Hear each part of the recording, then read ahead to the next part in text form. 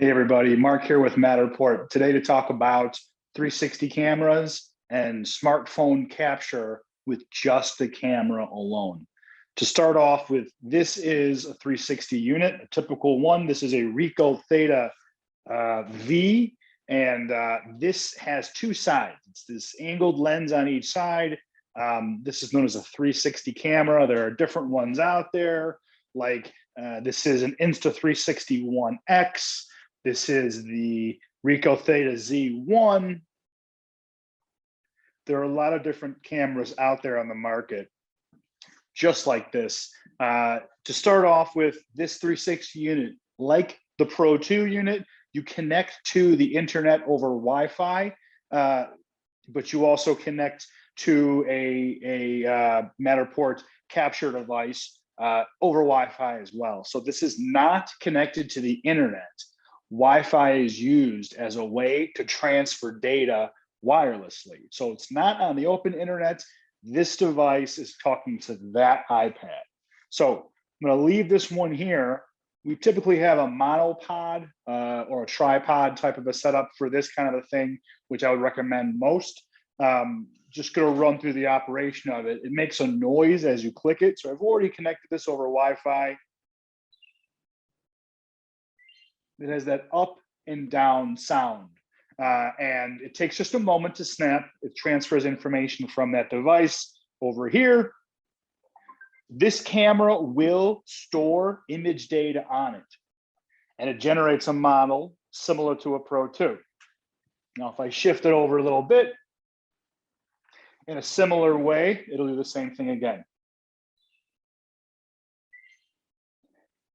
The difference between the Pro 2 unit, the operational cadence is very similar.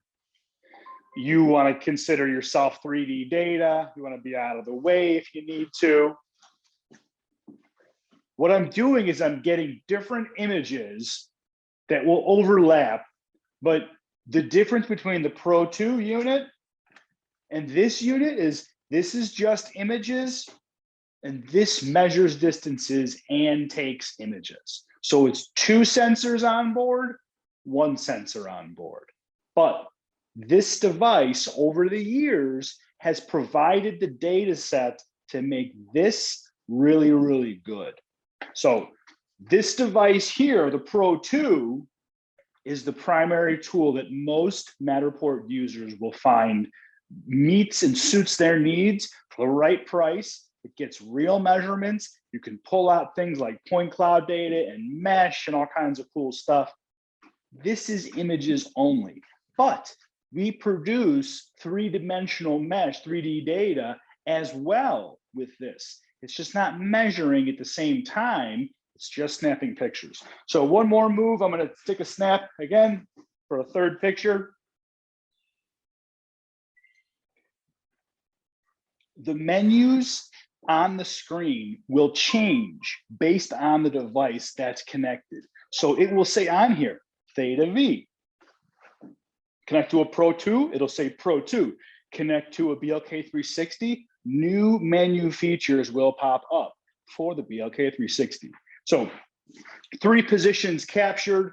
The difference between this device and this device in summary, of course, is this has just snapshots. I know I've said it a lot, but it's important to repeat that because that is the primary difference. The other is these little image cameras. You can again see side by side, little imaging lens, bigger lenses, combined, more imaging getting done, rotating automatically, combining 6 positions and measurements together, taking just one view from each side and stitching it together. There's benefits to this. The image quality on this device is low.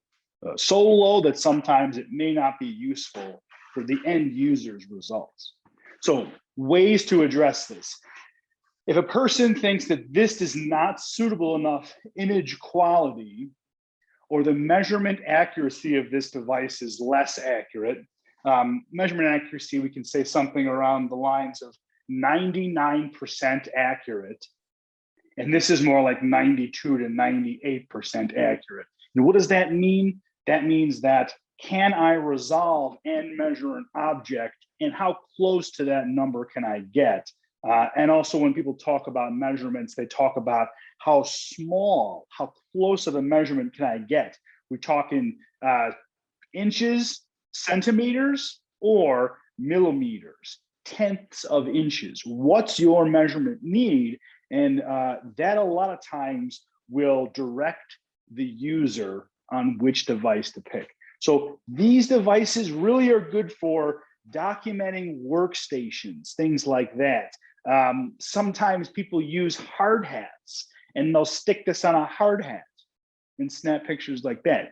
It works, but it's not as accurate as a stationary object on a camera, tripod, snapping pictures and doing measurements. So keeping that in mind, this has its benefits.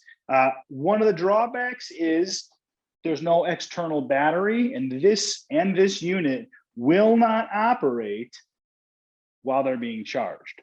So if your use case is you have to use the device often and all day long, these Ricos may not suit the needs for that user. Different devices on the market to consider, like this 1X, it has an external battery. If you have extra batteries, you can keep this thing going during the day. This is also a lower cost. The Z1 here is quite more expensive. And also thinking about the durability of such devices. I can tell you right now that these are not as durable as a cell phone in a case. This device here, I'm sort of shamed to tell the group, but this is a device that's been damaged. It dropped on a cement floor. So this nearly $1,000 device needs to get repaired, or it's just an expensive, expensive paperweight right now. So talking about invested dollars, this $1,000 unit now has been put offline. But I can go to this iPhone 8 and I can use this device in the Capture app and snap images rotating around on a tripod, and I can generate images in the same quality or better than some of these devices. So we're thinking about the 360 cameras and smartphone capture on the same level. It is the capacity of Matterport to accept and use the benefits of the Pro 2 and its predecessors to generate that three-dimensional data that then enables the use of these devices, including smartphone capture.